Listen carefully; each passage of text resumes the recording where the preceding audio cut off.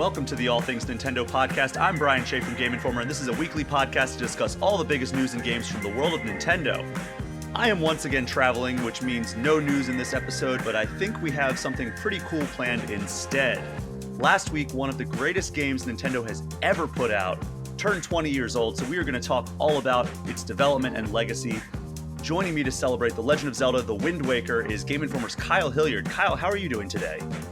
I'm good. I'm now wondering if it's the only Zelda with two thes in it. Probably not, right? The Legend of Zelda: Breath of the Wild. Right, yeah, there you go. Tears of the Kingdom. But I think it's just Minish Cap, right? It's not the Minish Cap. Yeah. But yeah, it is a little clunky when you... Because everybody just says Legend of Zelda... the Minish Cap. That's another one. Oh, man. So you were way off. But everybody just says Legend of Zelda: Wind Waker, right? Yeah, I think we just call it colloquially, we call it Wind Waker, right? Like it's like, when you're just typing shorthand, it's like OOT for Ocarina of Time. It's never TWW. It's always just WW. I think if you asked a casual fan, what is the Wind Waker? I don't even know that they would be able to tell you that it's the baton. Yeah. You know what I mean? I actually got a replica of the baton when they were doing the tour of like the Zelda Symphony. They were selling replicas of the Wind Waker because that's what the composer or the conductor was using to conduct the orchestra, and they were selling replicas of the Wind Waker baton, and I bought one. So now it's sitting next to my my blue Ocarina of Time that I also bought. Cool. Just in case you ever need to change the direction of the wind outside, it's great. I was thinking in case I need to go back and fix something that happened in the past. Oh, I was talking about the Wind Waker. You're talking about the Ocarina now. Yeah, okay. Yeah, I have all kinds of tools at my disposal. I can change the wind. I can travel through time. I don't know which one's more helpful, but I think I do. But as I mentioned at the top of the show, Kyle, we are going to not talk about news because we're recording this pretty far in advance. Instead, we're going to focus the entire show on the anniversary of The Legend of Zelda: The Wind Waker. So starting off, what was your experience with The Wind Waker when it first came out on GameCube? So I was in high school. I had my first job. I was working at a GameStop when it came out. So as a result of that and like the sort of the excitement building up to its release, it was not only the first Zelda game, but maybe the first like major video game that I was like part of the hype cycle and bought it at midnight when it came out and stayed up late playing it. Nice. If that makes sense, right? Like every other video game up to that point had been purchased for me, maybe near when it released or something like that. But Wind Waker was the first time that I had like, okay, it comes out on this day. I'm going to go pick it up at midnight with my employee discount, and I'm going to stay up late playing Wind Waker. And it was a joy. Yeah, I'm glad you enjoyed it. I actually had kind of the opposite experience there, where I was not super sold on it. I didn't enjoy the visuals because like you, I was in high school at the time, so I thought I was too cool for these cartoony kiddie visuals. I was coming off of Ocarina of Time. I was super excited about like seeing what would happen next, and then like I eventually I was kind of beaten into submission by all the great reviews, all the people like talking about it at school, like how great it is, and I bought it, and I was like, I don't know. I don't think I ever like got past the first dungeon even. I think like the sailing turned me off. The visuals turned me off, and I don't know. I didn't give it a fair shake, I don't think. Right. Yeah, I was, I'm not going to pretend I was like wasn't sort of raising an eyebrow at the visuals when they first showed screenshots. I was definitely, I wanted the sort of more realistic version. But actually, I remember downloading a trailer for the game off of like Kazaa or Napster or something, whatever I was using at the time, and seeing it in motion really convinced me.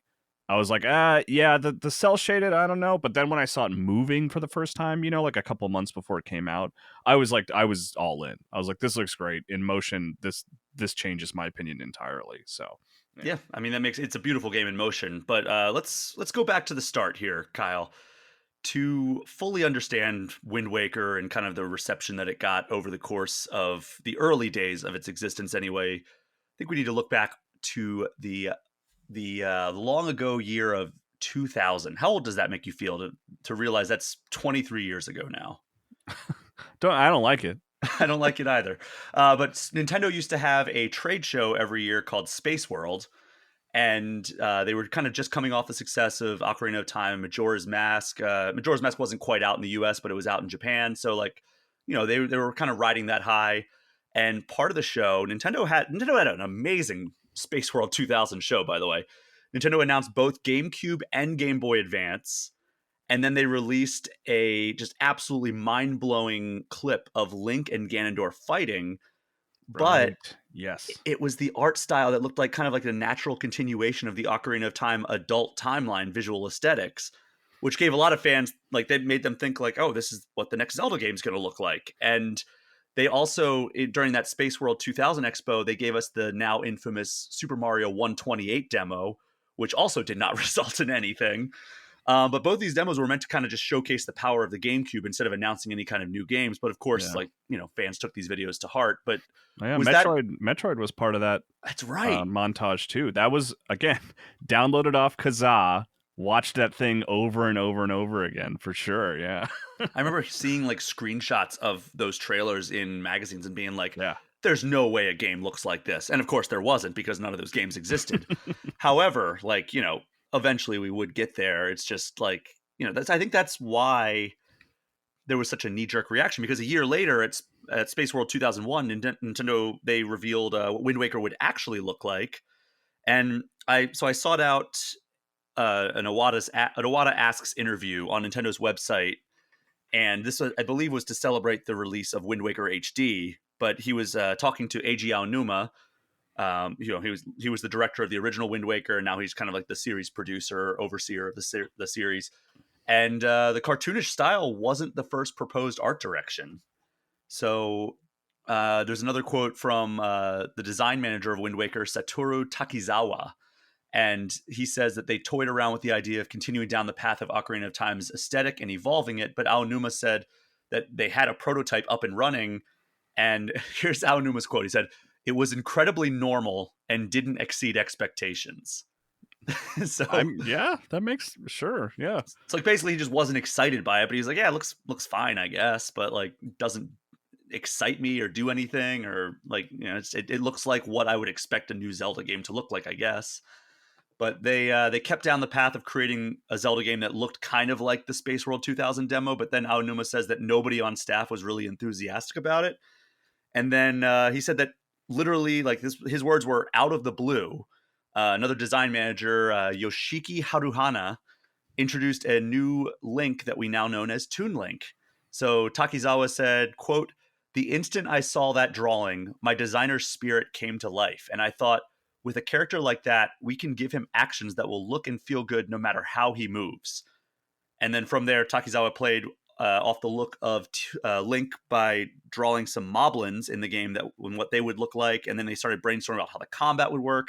And basically, it seems like they were feeling super uninspired until this version of Link was presented, and that sparked a ton of new inspiration for the series.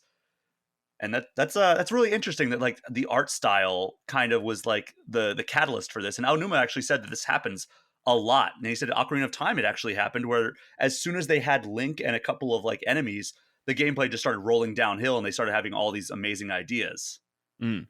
So I guess Yeah, you'd think it would have been a product of like the sort of premise of having the flooded Hyrule would have come first because it's like the cartoonish visuals lend themselves really well to water and waves, but it sounds like that wasn't the case really at all. no. And there was just like when I saw the cartoonish art style and I was kind of like, I don't know about this. And same for you. You said you raised an eyebrow. Apparently, Aonuma was also a little apprehensive on it because he said, quote, "When we first had the initial images," or no, this is Takizawa, I'm sorry. So Takizawa said, "When we first had the initial images, Aonuma-san was all cool, like, oh, this is what you're thinking? But when he saw the demo, he was like, whoa, they're so cute. They've really grown on me." And then there was a Digital Spy interview in 2013 where Aonuma initially decided to keep the art style a secret from Shigeru Miyamoto because he thought that Miyamoto would make them change the art style back to like the Ocarina of Time style. Oh, that's funny. Yeah, I mean, if anyone, you'd think Miyamoto would be like prefer this sort of Toon Link approach, but yeah, who knows? Yeah, it's wild that and it turns out he was right because uh apparently he when you know Aonuma eventually did bring it to Miyamoto. Miyamoto basically told him that the eyes needed to have some sort of reason to be so large, and Aonuma joked that they should just make it so that the characters could shoot lasers out of their eyes just to satisfy Miyamoto. Because like Miyamoto was like, "There's no reason for their eyes to be so large. They need to have some sort of like reason for them to be so large." It's called And emotion, Miyamoto. They come on, express Miyamoto. more emotion. It's yeah, it's the window to the soul, dude. Come The on. windows to the soul, yes.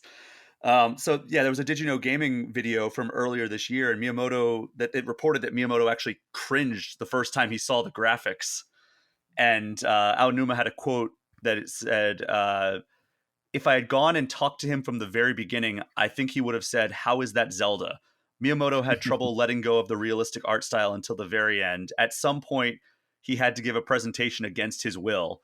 That's when he said something like, "You know, it's not too late to change course and make a realistic Zelda."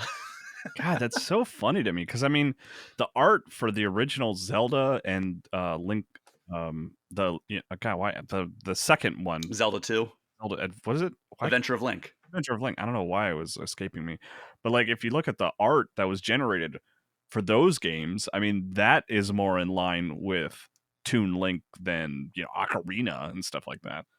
Yeah, I mean, that's the thing about like all the Zelda games really have always kind of changed the art style. That's why my pitch about the roguelite Zelda game is just the best idea ever, where you play as Ganon and you're trying to take over Hyrule, and if you're defeated as you are in most roguelites, and then you start over from the beginning, and each time you respawn, it's a different art style and a different gameplay style.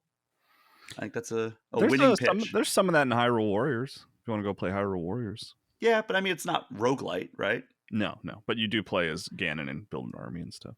But yeah, having him like just get defeated and then like your run basically starts from scratch, and then like you're facing a different Link and a different art style and everything. I think that's a crackerjack idea. And if I see Miyamoto in the near future, I'm going to tell him about it. And And he's he's going going to to give you the legal disclaimer: we cannot accept ideas. yes, exactly. Please stop talking to He me. will show me the door and be like, just get out. And then 2 years down the road, we'll have a roguelite Zelda where you play as Ganon. Not really. But going back to this conversation, it sounds like Miyamoto just kept questioning the team about the art style, and then eventually, like the team appeared to be so passionate that he actually pulled back and was like, "All right, you know what? If you guys are really sold on this, I will trust you." And then here's the funny thing: is that he said that with the team and like the size that they had working on Wind Waker, it would have taken 10 years to make a more realistic looking Zelda, but they could do it much quicker if they did an anime inspired Zelda game like Wind Waker. So that was ultimately what turned him around on it. So, Miyamoto always concerned about time and money. And Nintendo was also kind of aware of the backlash of the cell shaded art style and like Toon Link's look. Aonuma said they didn't really pay much attention to the online reaction at the time, but he said my friends seem to like it, which is very funny. And in the Iwata Asks, Satoru Iwata said, "If I think back, people were cleanly split into two groups, with one happy and saying the characters are so expressive that it's like I'm controlling an anime, and another resisting it, saying it's like a game for small kids with the characters this cute."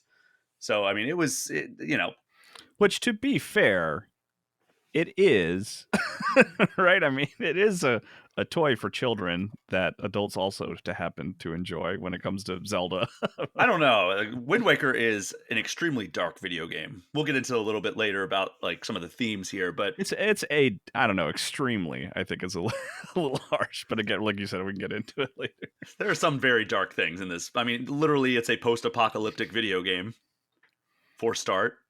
Yeah, well, you could say the same about uh, uh Ponyo, the Ghibli movie, but anyway. So Iwata and Aonuma in that Iwata Asks both acknowledge the thing that I think all of us have acknowledged at some point, where it's like as time has passed, more people started accepting the design, and it quickly became kind of an extremely popular interpretation of that character. I mean, Toon Link is in Smash Brothers now. That's a testament of it. If that sentiment that like, oh, he's too cute to be like a good character, or like a character that adults will want to play with, persisted, then I really don't think that we would I think Nintendo would probably just bury that version of the character. But as time has passed, it's gotten more and more popular. Has your perception changed? As it's kind of you've gotten more distant from it? Has my perception changed? Not really, because I mean, I liked Toon Link pretty early on. Like I said, all it took for me was like seeing him in motion, and then like that scene. Not to jump too far ahead to like the actual game, but like the sequence where you get launched into the fort like in a barrel, Hmm. and his expression like cycles through all those different versions of fear. Like I Yes. was like, this is great. Like this really works, and I see the advantage of the art style, and I really love it. And so, in that sense, like that kind of being my starting line, I don't think my affection or dislike of the character has really changed over the years. I always do say that like my favorite visual version of Link is Twilight Princess Link. Hmm. Um, even more so than maybe Breath of the Wild Link these days. But Oh I've wow. always liked Toon Link. Yeah, it was just that initial first time I saw him that I was kind of like, I don't know about this. So do you know the term the Zelda cycle? I'm sure you've heard of the Sonic cycle, We're all familiar with Sonic Cycle. I don't but think have you no heard the of the Zelda Zelda Cycle. cycle? No, I don't think I've heard that. So both Iwata and Aonuma in that Iwata asks credited Bill Trinan, who is he was at the time the product marketing director. I forget what he is now. I think he's pretty high up in like the marketing team. He might even oversee the Yeah. marketing team at Nintendo at this point. But he coined the phrase the Zelda cycle to describe the way like initial reaction to like the first look at Zelda eventually turns into positive ones as the years go on. I mean, we've seen that a few times in the Zelda series. Like I remember people hated the look at of like A Link Between Worlds at first. Mm. And now that's like one of the most beloved entries, especially like the last 20 years. And there's also Wind Waker is the prime example of this, I believe. But I think there was some also negative reception to like what Breath of the Wild was attempting to do before launch, and then it came out and everybody went gaga over it for the most part. Anyway, I know that there were some people on Game Informer that were not the biggest Breath of the Wild fans, but you and I held strong in our beliefs, and I think history has proven us right. Yeah, right. But yeah, this basically sounds like the opposite of the Sonic cycle, if we're being honest. And so Aonuma says that the response to Wind Waker was especially negative in North America, but then he noticed that when Wind Waker HD was announced in 2013, the reaction from the same market was actually overwhelmingly positive. So the Zelda cycle really did prove to it. I also another one that kind of popped up was Link's Awakening, the remake. That was people hated that art style when it first got revealed, and I don't know if people really came around on it as much as they have Wind Waker, but I think that it's more accepted now. And then I think Skyward Sword is another one that it wasn't really the art style as much as it was like, oh, I've got to use motion controls. But I think that was probably stemming from the fact that Twilight Princess's motion controls weren't the best, and then Skyward Sword's motion controls were kind of like what it should have been all along. Yeah, yeah. I mean, I think I know a lot of people who just never even touch Skyward Sword I've because they just tried don't so want to many deal with times. motion controls. They just don't want to do it. I mean, aren't you one of those? Right? You don't want to mess with that, right? Yeah, I mean, I've tried so many times. I think I've started that game 4 times, and I fall off in like the first like dungeon area because I'm just like I don't want to do this. No, sure, yeah. And by all accounts, it's a very great game. The dungeons are well designed, and the story is awesome, and it's integral to what's probably going to be happening in Tears of the Kingdom. But it's so hard for me to get past like kind of the wonkiness of the controls. And I know that a lot of people love the motion controls of that, and I know that Skyward Sword HD makes it so you don't have to use the motion controls instead of using the stick. But it's even that I started it on that and made it further than I've ever made it, which was only about probably 6 or 7 hours. But I just couldn't stick with it. I just Good fell game. off. I Missed out. maybe one of these days, like I did with Majora's Mask, I will just push through, like strap on a helmet and run headfirst into this brick wall in hopes that I burst through. I mean, when it comes to controls, like it's always going to be a matter of getting used to it. Brian, I remember you're a big Overwatch fan these days, Hmm. right? Well, I I remember haven't when played in a while. Overwatch came out, I remember you coming to my desk at the time and saying you didn't like the controls of Overwatch and Yeah, you didn't think it was going to click with you. You just it's just that thing. You just got to give it some time. Like you just have to let yourself get used to it, and you will, and it'll be great. yeah. Overwatch One was is one of my favorite games of all time. Yeah. See? So I definitely I have had those moments where it like just clicks with me all of a sudden, and it's great. So getting back to Wind Waker and like kind of the feedback that Nintendo was getting. So Nintendo actually saw all the feedback at the time, and then they were like, "All right, well, what should we do?" And they were like, "We could dial it back to kind of satisfy the American demand." But then they were like, "You know what? Let's just jump in with both feet and create something new instead of trying to like make it something that like is universally appealing." And Sure. Aonuma had a quote that said, "Developing a game timidly would have been the worst thing, so we plunged ahead, determined to go all out, hoping to gain acceptance." And I think they got it. Safe to say. Yeah, I mean, Nintendo is definitely one of those because like people, you get that question as like a big Zelda fan or Mario fan, and it's like, what do you want? What do you want the next Zelda or the next Mario to be? And my answer is always kind of like I trust them to like have an idea that they're excited about and go for it. I don't think my sort of desire should dictate what they want to create because if I do that, it's just going to be pretty familiar and frankly probably boring. So like they're a, when it comes to those teams that work on Mario and Zelda in particular, they're the ones that I trust that are like if they are excited about something, I bet it's pretty cool, and I'm gonna be excited for whatever that is and play it. Yeah, I mean, they have proven time and time again that they have such a high success rate for when they try to implement new ideas into franchises like Zelda and Mario. And it's gotten to the point where it's like I don't know about this, but in Nintendo we trust is basically kind of the approach I have to take at this point because Yeah. they've proved me wrong so many different times, and when my early reaction is negative anyway. But so getting to something that you were talking about, maybe the other defining characteristic of Wind Waker, the Great Sea. And you know what? This was actually one of the earliest plans the team had for the game was making it so that Hyrule would be flooded. And in that, Iwata asks, Aonuma had a quote that said, "We liked how we could use the open sea in designing the mechanics of the game world. And more than anything, we thought it would be interesting to show the sea in that visual style." So there you go. I think we got into a good flow with everyone coming up with ideas about how the islands in those seas should be like and what people living there would be like. And then there was an interview with Nintendo Dream Magazine translated by Did You Know Gaming, and it said that they were originally planning on using a theremin as the primary instrument in the game, which is kind of an electronic device that you lay on your lap and then you conduct without like use of your hand. It picks up like your motion over the top of it. And Yeah, it there looks like a was radio antenna kind of, and you sort of float your hand next to it. Yeah. Yeah, and Miyamoto didn't like the way that you needed to play because, like, the way they had it was you were going to place the controller on your lap or on a table, and then you used both hands on the dual sticks to like do the motions that they wanted you to do. And Miyamoto didn't like that you had to place the controller down and use both sticks, so he overruled it, and then the team settled on the Wind Waker baton Yeah, instead. no one would have done that. No, it would have been a nightmare. I mean, but again, who knows? Because Nintendo is right more than it's wrong. It seems They're in these trying these something. Yeah. yeah. Also, like a Um, theremin is very much like a contemporary instrument that uses electricity and like waves. Like it just would have felt out of it would place. have felt thematically wrong, right? Yeah, I think so. But hey, I don't know. Maybe it would have been great. Who knows?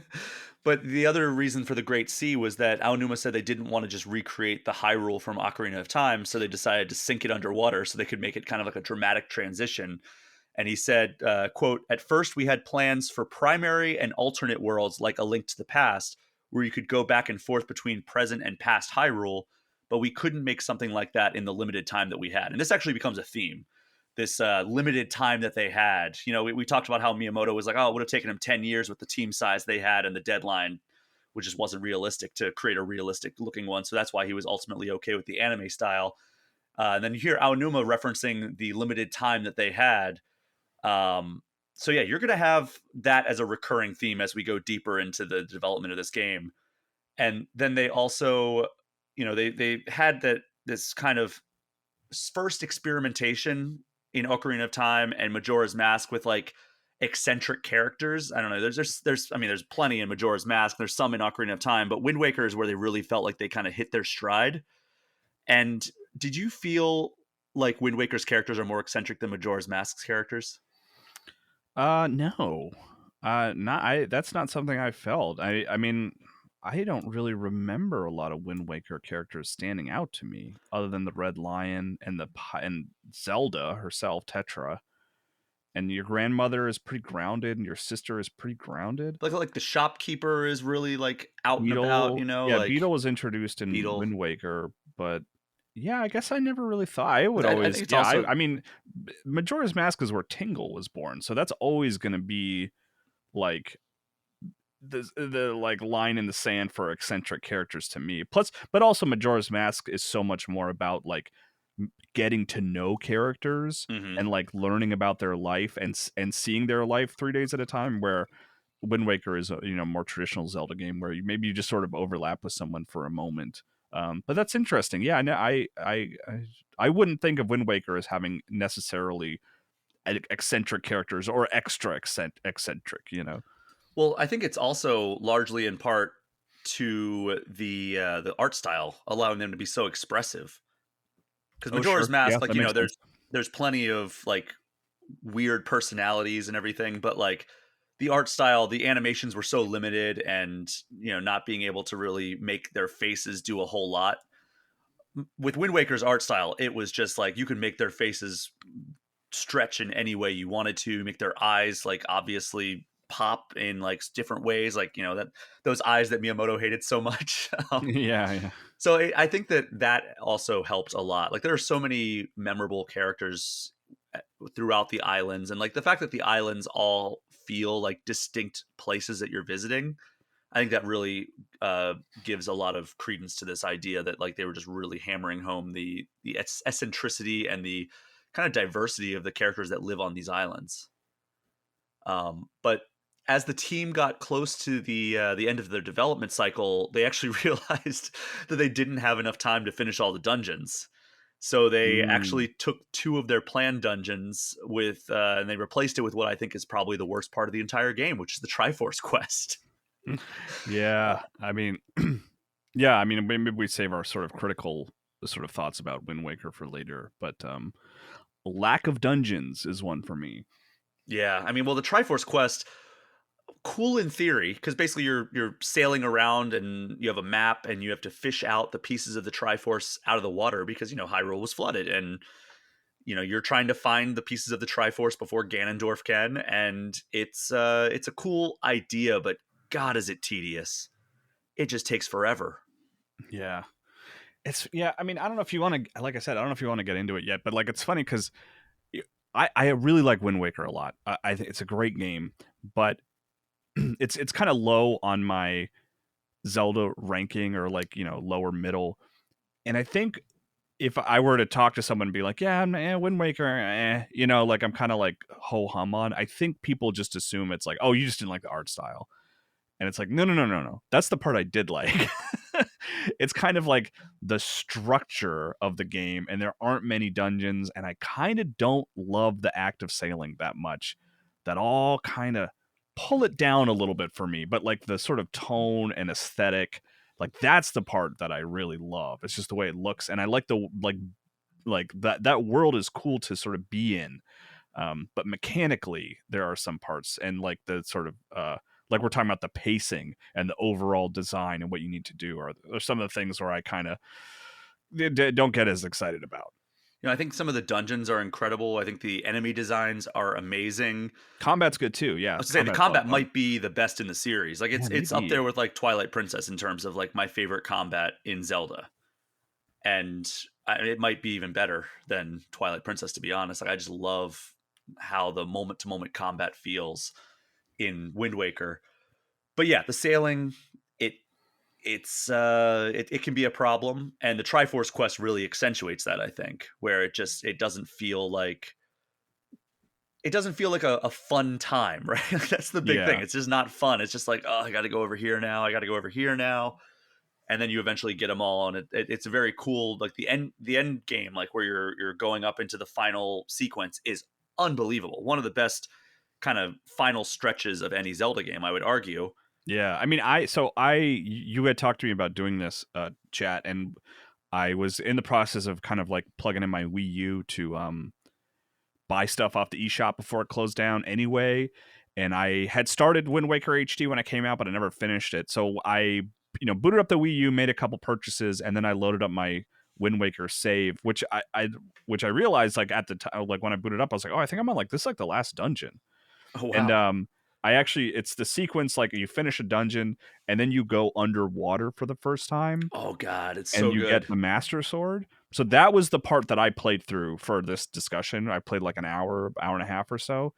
And that was like, I was like, this is really great. Like, this is cool. Like, finishing up that dungeon and going underwater for the first time and getting a glimpse. Like, I love like being underwater and sort of looking out into the distance of Hyrule, because like you can't go explore it or anything, but it does a good job of just like making you excited at the idea that it was there, and then Hmm. like you go, and I forgot there's actually a statue of like adult Link in that castle. So they have they have like an Miyamoto approved version of adult Toon Link in the game technically, which is like, I don't know, that all that stuff was like really cool, and it was exciting to be exactly at that point in the game, and it made me kind of think like, geez, should I keep playing this? Like, maybe I should just keep I going. mean, that's one of the most iconic parts of the game, right? Like, it's got, I think the Right. most, like, the three that stick out in my mind are the barrel scene where you're getting launched into that dungeon for the first time, and like, the countdown as they're about to launch him, and Yeah, it's he's fun. going through all the different emotions, like from like determined to kind of worried to, oh Horrified. god, this is happening. Yeah, it's so good. And then I would say the Hyrule sequence that you were just describing, where you descend to underwater Hyrule Castle, and then I would say probably the final battle. Yeah, Those are probably yeah, the I was three most talking to iconic parts. I think it was Janet from over at Kind of Funny and MinMax recently, and she was like, I don't remember if I beat Wind Waker. And my response was like, you would remember if you beat Wind Waker, because Hmm. it's kind of unforgettable. God, the ending is so good, and we'll talk about that in just one second. But we were talking about the combat, and Aonuma also said this was thanks in part to the art style, which I did not expect at all. He said that the art style allowed for exaggerated movements thanks to the stylized cartoon aesthetic, which I Hmm. guess makes sense. But if you would ask me like, what parts do you think were most influenced by the art style of Wind Waker? I don't think combat would have been up there. I think like you had pointed out early on, like the fact that it's the Great Sea, and like they wanted to see what that all that water would look like with this aesthetic. Yes, that makes sense. The fact that, I don't know, maybe you're like the enemies are so like kind of large and like very very exaggerated in their kind of proportions and Yeah, I everything. Yeah. that was a sort of a thing that kind of stuck out to me playing it recently, when you fight those, moblins or whatever. Is that what they're called? Moblins in Wind Waker? Like, Yeah. sometimes they kind of change names. Is that they are like 3 times the size of Link. So taking them out, like doing those parry rolls where you get behind them and stuff like that, is like really empowering and cool, because it's like you're tiny taking on these giant like pig monsters, and it feels good. Yeah, it absolutely does. And I love that little like the act of like rolling to the side and doing like kind of like the tornado slash that he can do. Yeah, getting God, that behind feels so them, it's good. cool. Yeah, but it's funny because that parry system, or I don't know what you call it, it's not really a counter, but like it just says like press A now, and then you do like a crazy roll. Like, that seems like something that could have been in other Zeldas, but I don't think it really was. I mean, you can parry in Breath of the Wild, but you can't roll around behind them Yeah, smoothly. it's not like the full Unless, suite combo, right? yeah, unless I'm misremembering. I could be I don't wrong, think but so, but yeah, it would be great to see that resurface. Like that's the stuff that sticks out to me with the combat. Kyle, what do you think about the soundtrack of this game? oh, it's fantastic. Yeah, it's a highlight. It's funny because like the things that stick out to me are the sort of more low key songs, right? It's not the big, epic, sweeping like Zelda themes that are, in other games, but like just like the island music, the music that plays on your home island, the start screen music, Oh and yeah. the like just sailing music, like those things are fantastic. The nautical themes of the game are so apparent in the soundtrack and like the compositions and everything. It's just a perfect, and it still sounds like a Zelda soundtrack, which is the remarkable thing, because it Oh yeah, sounds like a absolutely. pirate game soundtrack, but it also sounds like a Zelda soundtrack. Yes, yeah. So the composers, there were four main composers here. It was Kenta Nagata, Hajime Wakai, Toru Minigishi, and then of course Koji Kondo. And here's where we're going to get back into kind of the rushed deadlines and development cycle and everything.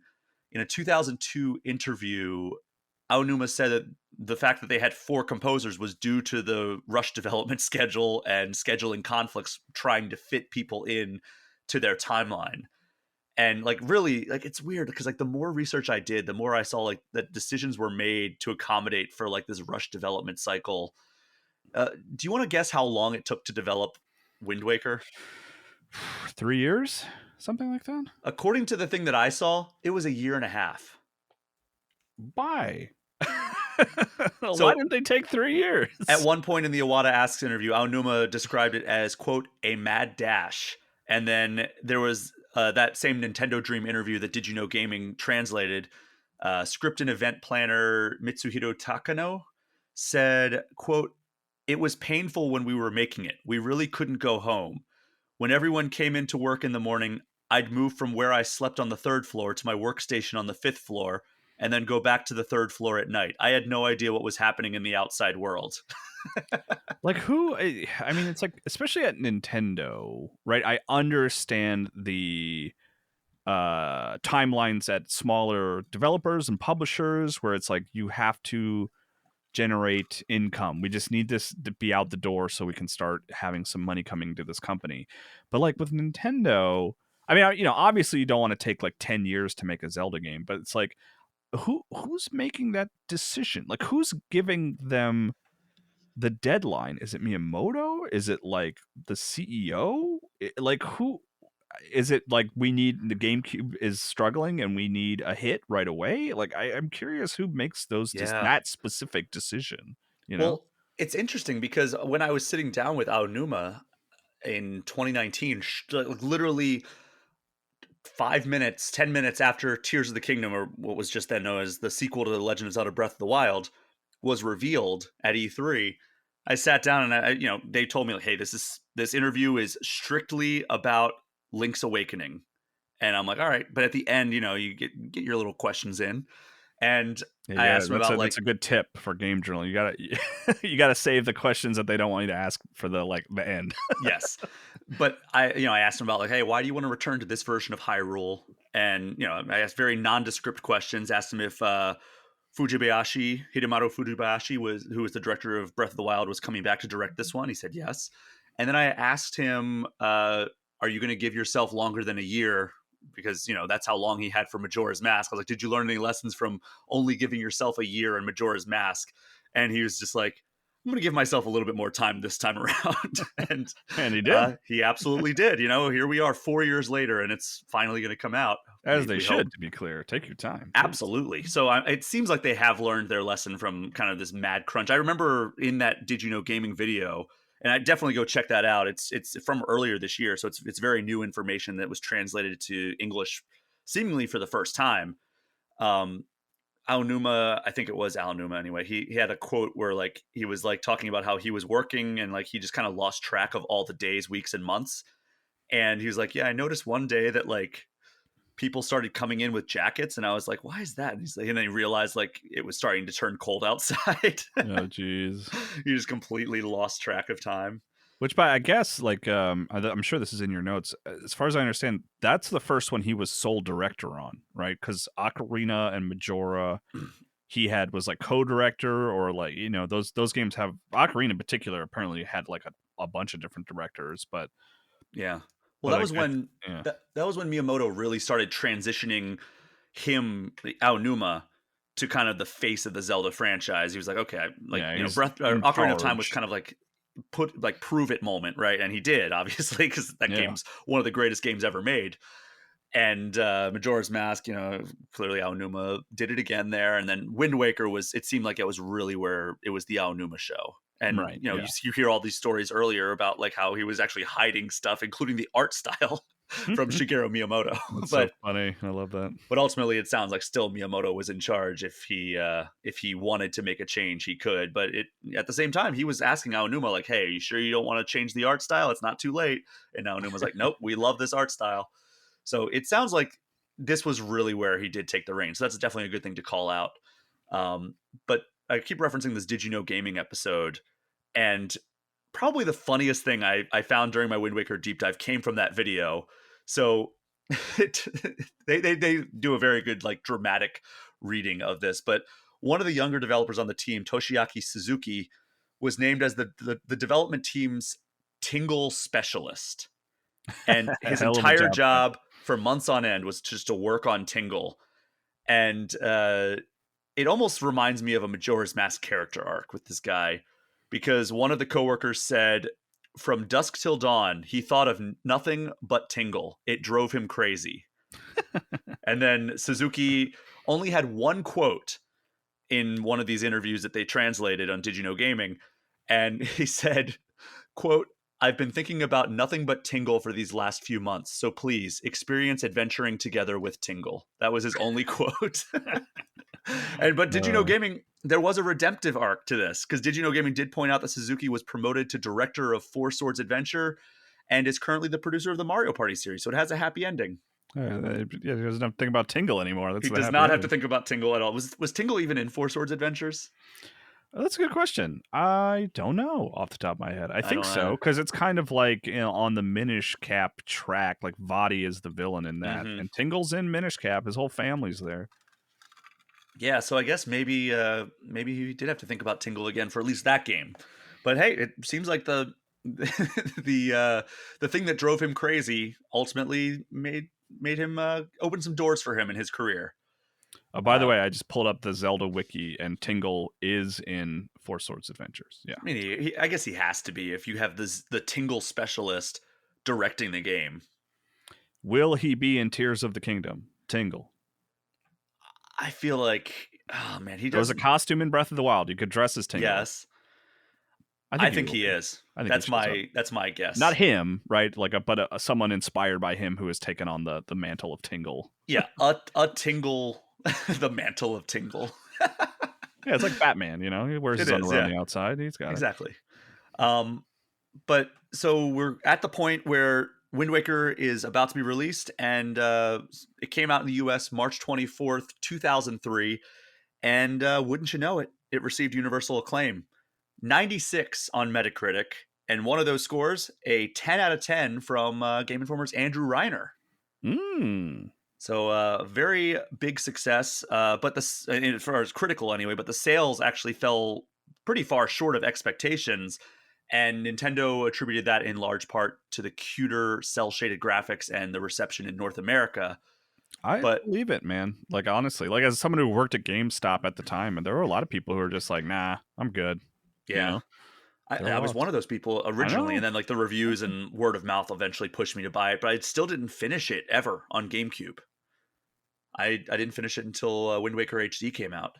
Oh, okay. So you got the better Triforce Quest. Oh, 100%. We'll talk about that in a second. But did you know that the Arts and Artifacts book that Nintendo put out for the Zelda series? So there's Hyrule Historia, Arts and Artifacts, Crafting a Champion, I think is the Breath of the Wild focused one. There's a few different like kind of encyclopedias for the Zelda franchise, including one written by yourself, Kyle Hilliard. Not Nintendo sanctioned, but you have a Zelda book. Yeah, The Legendary World of Zelda. It's on Amazon, I think. You think? Just give you a little plug there. Yeah. But Takizawa said that they actually planned a direct sequel to Wind Waker, but people kept requesting... and then released it on DS. But no, I take it this was like going to be like a console game. Yes, so it was going to be on GameCube, but people kept requesting something closer to Ocarina of Time. So instead of getting... What they were planning originally was kind of a more land-based game starring Toon Link, but he was going to be riding around on Epona. And they said that one of the reasons they didn't was that, the fan requests and everything. And then the other reason was that, like, Child Link just looks weird riding on Epona, especially the Toon version of Child Link. I know we get Child Link riding around on Epona in Majora's Mask. But he said that it just looked kind of weird with Toon Link riding around on a horse. So that instead they began work on Twilight Princess. So that was Wind Waker on GameCube. Any closing thoughts on that before we jump over to the HD version? No. Yeah, I do. I do have fond memories of it. Like I said, being, I think the first game I bought, day one, and was like, had beaten it before many other people and friends and stuff like that. Like it was one of those instances where I was just like super excited and just like, ripped through it really quickly. But, yeah, it's a great game. Great game. Like I said, kind of lower on my Zelda ranking. I'm not gonna. I don't have that off the top of my head, but It's one that I can almost guarantee you I will play and actually finish if it comes to Switch. You know, Yeah. like I Oh, would love man. to have it on Switch. I think it's probably my number 5 or 6 Zelda game. Oh, so it's pretty high for you. Okay. Yeah, I mean, it's behind, like, the mainstays like Breath of the Wild, Ocarina, Link to the Past, Link Between Worlds, but it's probably either next or it's probably next 'cause it's I like it more than Twilight Princess. Yeah, I do. I like Twilight Princess more But because I like it more marginally more than dungeons, and I Twilight like the sort of Princess. gothic kind of tone of Twilight Princess. But Yeah. yeah, But yeah, I like Wind Waker a lot. And then ultimately, it did come to the Wii U in 2013. So this version included the obvious HD improvements, the better visuals, as well as several other improvements. But most notably are the ability to more easily change the direction of wind, and then improvements to the Triforce quest at the end of the yeah. game. That Swift Sail is a game changer for me It because, like, really is.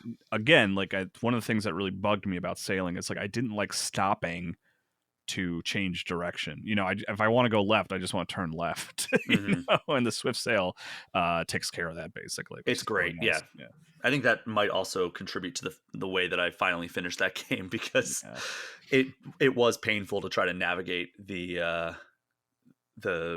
the sea without having to stop every single time you wanted to change direction. yeah, yeah, not fun.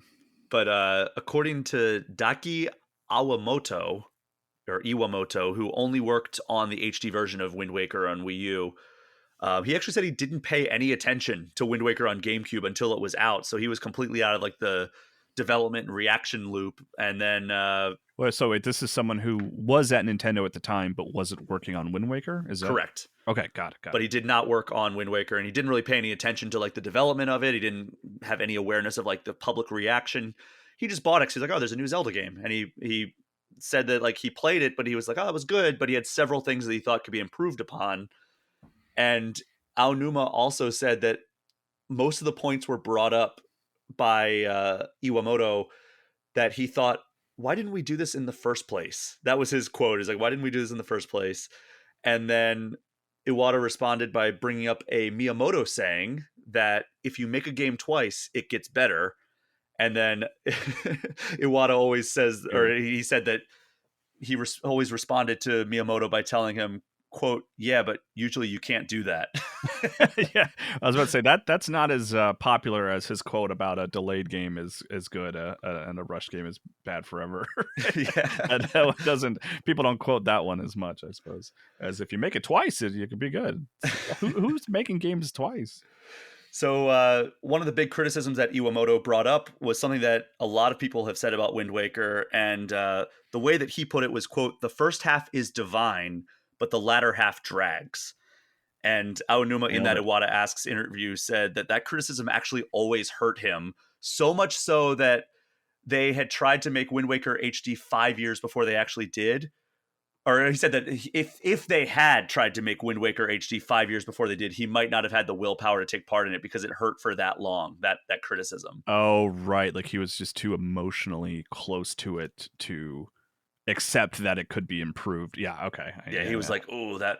Yeah, because I mean, especially considering how hard they had to work to make this game. Yeah, no, that makes sense. I get it, man. Like, it I sounds like get it. the team really did pour their heart and soul into making this game, and like on the deadlines that they had to. I mean, it And shows, right? I mean, it's really I feel like I'm almost coming off negative, but like it's a good game. it's a very, very good game. And to convert the game to HD, they actually used a special method where they could convert GameCube data for the Wii U and then make it look better, barely needing to touch the 3D modeling data. And then the result, it's absolutely gorgeous. Wind Waker HD, for especially for being a GameCube game, one of the better looking Wii U games. Yeah, I mean that's the advantage, the huge advantage of that art style is it kind of lasts forever. You Hmm. know, it's I mean, kind of it's like looking, and Miyamoto has always known this. It's like looking at Yoshi's Island on the Super Nintendo and comparing it to like Donkey Kong Country or something. Like one of those games holds up visually a lot better than the other, which is all the more reason that it's funny that Miyamoto was one of the naysayers of the art style. So Aonuma said, quote, upon seeing the Wind Waker HD, I realized that with the original version, we had been trying to make something beyond what the Nintendo GameCube could express. Mm. So that's really interesting to me because of the it looks good on GameCube, but I think it really sings on Wii U, and ultimately this is why I want it on Switch because I bet it would look amazing. Yeah, I mean, I wonder what they're. It's not like they've haven't talked to, right. Everyone wants Twilight Princess and Wind Waker on Switch. I know it's not as simple as just like, uploading the data to a computer and hitting export as Switch game, but like, it seems like, man, I don't know. I guess Tears of the Kingdom is going to be their focus for a while, but I would really love to have Wind Waker on my Switch soon. Yeah, I thought for sure when Tears of the Kingdom got delayed to this year that they were gonna put Wind Waker and Twilight Princess on Switch last year, like last holiday season, but Yeah, that would have didn't been end up great. happening.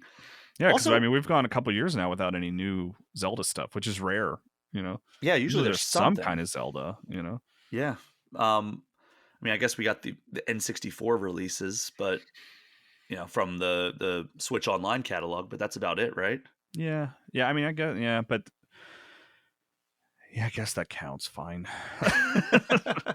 But it's interesting that the art style holds up so well because we just got Metroid Prime remastered, which is a remaster of another GameCube game, and that art style looks phenomenal. I was looking at Yeah, your profile the other day on Switch, Kyle, and I noticed you put a little bit of time into Metroid Prime Remastered, and I think it's one of it's if I said this I think when I initially talked about my impressions of that game, if you told an uninformed gamer in 2023 that this is a brand new game and like you hid the name remastered, I don't think they would be like, "What do you mean? This looks so ugly compared to other Switch games." I think it's a very yeah, good looking Switch game.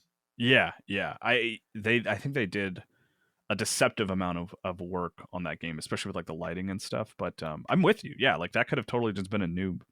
If Metroid Prime 4 looks like that, I'm gonna be happy. You know. 100%. I mean, the character models look great, the environments look great. Yeah, I'm sure they did some super wizardry with the lighting and everything and, upresing the textures obviously, but the fact that like they only had to do like minimal changes to the characters and the enemies themselves, that's remarkable, and it really speaks to kind of the enduring visual style of the GameCube era. Right. Yeah. It's like even looking at like something like Super Smash Brothers Melee, that game looks good. It's not available in HD unless there's some mods out there. I'm sure people could have used, but it's not available in HD in any official capacity. But it still looks good, and I bet if they upresed it to HD visuals, it would still look very good. Same thing with Mario Sunshine. I know that like didn't the Mario 3D All Stars upres that, but I don't think they did much to it, but I could be wrong about that. Yeah. I thought they did widescreen support for it. But I could be wrong there. It's been a few years since I turned that collection on. Still very disappointed. Galaxy 2 is not in it. But Yeah. there was also for this HD version of Wind Waker, there was talk about those two unused dungeons that didn't make the cut in the original game. And IGN actually asked Aonuma about it, and Aonuma said that he knew that people wanted that included in Wind Waker HD, but unfortunately, those ideas that they had for it were used in dungeons in other subsequent Zelda games, so they couldn't just like be like, "Hey, let's do it again in Wind Waker HD," even though like they had more Yeah. time this time around. I'm sure I would bet too that they were cut pretty early. I would assume, right? Like that they weren't really mapped out in a real way. Like maybe they were drawn up, but like not implemented into the game. I'm talking out my butt. Like I don't really know anything about development, but I would imagine those aren't they're not like a cut scene from a movie, right? Yeah, Where where it's they like, oh, we shot it. shot it, we just needed to add some like post production, and then we can pop it into the movie and it's good to go. It's not going to be a situation like that. I would bet those were probably cut before they were had meaningful work on it, especially I given would the assume, the yeah, timeline that they were on. Like they had no time to waste on making stuff that was just going to be removed. And Nintendo's pretty good about planning out their stuff. I mean, we see delays from them from time to time. I mean, look at Tears of the Kingdom, but they are usually they've got this video game development thing down pat, I think, at this point in their history. But anyway, Wind Waker HD came out on Wii U September 20th, 2013. Currently has a 90 on Metacritic, and Dan Reichert reviewed it for Game Informer back in 2013.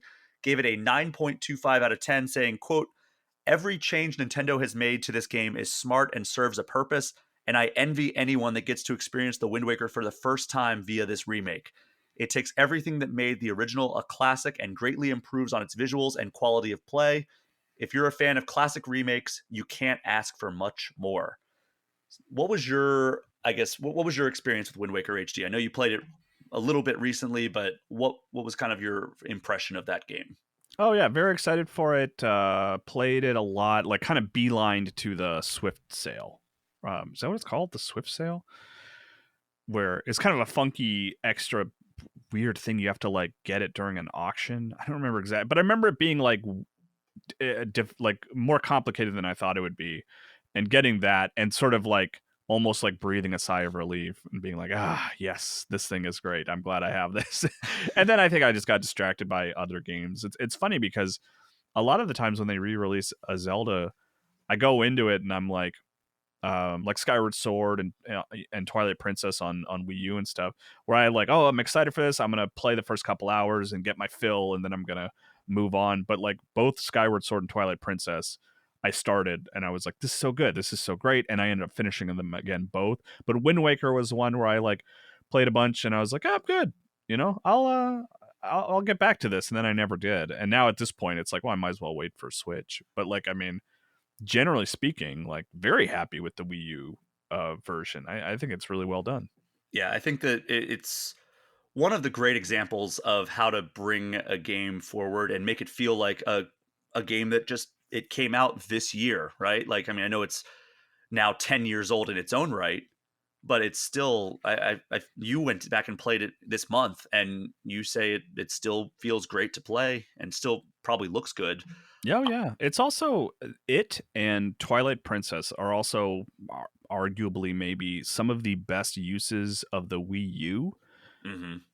by having like the inventory screen on the Wii U gamepad, because then you can it's just really easy to equip different items and things like that without having So to really good. go into a pause menu. And it honestly, to the point where it's like it's a real shame that Breath of the Wild on Wii U didn't. They clearly removed some um like mechanics to make it more interesting on Wii U that didn't make it so it could be in line with the Switch version. Like I think the Wii U version of Breath of the Wild is hurt by the Switch version existing, if that makes sense. Does No, it that you totally understand does. what I'm Yeah, because they didn't want that to be the better version. saying? Yeah, yeah. So but like if you like so it kind of makes, obviously we're talking about a thing that doesn't exist with the idea of Twilight Princess and Wind Waker being on Switch, but like mechanically, like the Wii U might technically be the best place to play those two games, Seriously, I mean, it's the same thing with like 3DS with Ocarina of Time and Majora's Mask. Like having the item inventory on the second screen is amazing, And and it map makes it map too, yeah, the yeah. map. Yeah, it all feels so good without having to go into the pause menu because that was I when I we did the Majora's Mask episode a few weeks ago. That was a big thing. Is like you have to go into the menu so often to like swap masks around. I didn't play a ton of Majora's Mask on 3DS, but I imagine that it would be so much smoother if I didn't have to open the pause menu every single time. I could just tap the screen below and instantly change masks. Yeah, yeah. No, it is smoother, yeah. So that's the one thing I do miss about the Wii U is some second screen stuff. I mean, I think for every great example of second screen use, there's like four awful examples. Like looking at Star Fox Zero, for example, like just Right. like if we didn't have that second screen, that game could be great. But with Wind Waker HD, though, using it and showing like the perfect use for that other screen. But I don't think we're ever going back to that. Yeah, yeah, right. But Kyle, I think that is an episode and a Wind Waker retrospective. Any closing thoughts before we wrap this up? No, no, bring the Switch. Or if you don't bring the Switch, tell me you're not going to bring it to Switch. Just commit to it, and then I'll just go finish the Wii U version that I started playing again the other night. Um, so yeah, there you Also, we didn't talk about Ganondorf at all in this, which I think this is go. one of the better Ganondorfs. Yeah, I love his design. He looks really cool, and he's intimidating in a different way than other Ganondorfs, right? Like Ganondorf in Ocarina and Twilight Princess is like big, scary, muscular guy, where Ganondorf in Wind Waker feels a little more like mafioso or something, right? Kind of just like just intimidating in a different way. Yeah, he's quiet and thoughtful. And just Where scary. Yeah. yeah, as Ocarina of Time Zelda or Ocarina of Time Ganondorf is kind of like the maniacal, like mustache twirling villain. This is like the thoughtful, but also like very very scary Ganondorf. And then when it's time for the throwdown at the end of the game, it's just one of the most intense battles I can think of. Like, I mean, I know the Twilight Princess Ganondorf battle is tough, It's but this really great. one I think was the one I had the most trouble with. Actually, I mean, for me, it wasn't even the difficulty of the fight as much as it is the final moment, which we should spoil here. So if you really don't want to know what happens at the end of Wind Waker, like hit that 15-second forward button a couple times. But like the whole game is like, cartoon Link. The final confrontation with Ganondorf is you thrust a sword into his forehead. And it's like, it really takes you back. Like it really surprised me in sort of the violence of it. But it was really effective and interesting and cool. I think there's even a little bit of blood, like sort of running down his face, which is like it is surprising considering the context of the rest of the game. But it's really cool. and isn't he It's sitting really there good. like laughing, like kind of softly, like I heh think heh heh so. heh. Yeah. For me, it's just that sort of iconography, that still image of the sword just like sticking out of his forehead. That's just like, wow, I did not see that coming. But it's great. It's really good. It is a very very good and like you said, shocking given like kind of Yes. the art style and like some of the tones that they had in parts of the game. But yeah, it's a very good game, and if you haven't played it before, I mean, it's kind of hard to play today because it's not on Switch. But like the Wii U version is great. The GameCube version obviously is awesome, but doesn't have the quality of life improvements that the Wii U version did. But check it out, and hopefully it comes to Switch at some point in the near future. But Yeah. Kyle, Fingers crossed. Yeah. thank you so much for joining me for this episode. Yeah. Thanks for having me. Thanks for giving me an excuse to play some Wind Waker. Always. And thank you so much to everyone for listening. Do me a favor if you haven't already, throw All Things Nintendo a 5-star review and hit that subscribe button. And if you want to get any questions or comments in, you can get in touch with me at allthingsnintendo@gameinformer.com, or you can join the Game Informer community Discord, which is a perk for subscribing to our Twitch channel, even just for 1 month. You can also hit me up on Instagram at Brian P. Shea. Kyle, where can people find you online?